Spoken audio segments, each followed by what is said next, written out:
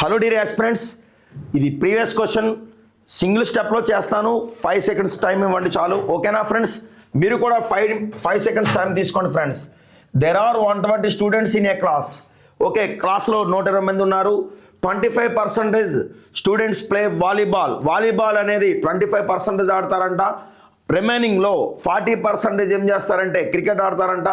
రిమైనింగ్లో 50% ఏం చేస్తారంటే ఫుట్బాల్ ఆడతారంట.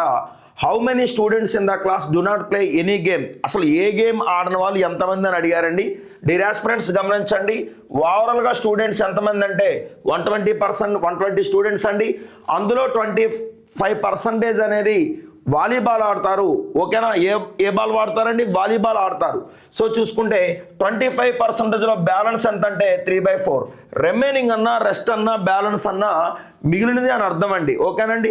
25% ఏ పర్సంటేజ్కి సమానం అంటే కనుక 1/4.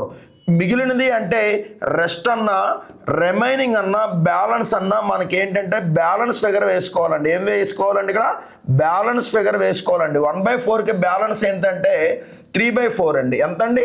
3/4. అట్లాగే ఇక్కడ చూసుకుంటే కనుక 40% of the remaining students play cricket.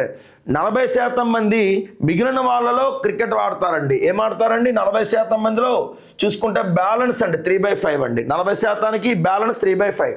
అట్లాగే 50% of the remaining play football అండి. ఫుట్బాల్ ఆడే వాళ్ళు ఎంతంటే 1/2. 1/2కి బ్యాలెన్స్ కూడా 1/2 అనండి. సో ఎంతమంది అంటే కనుక ఇలా చూడండి ఫ్రెండ్స్, 4 5 20 20 40 43 120.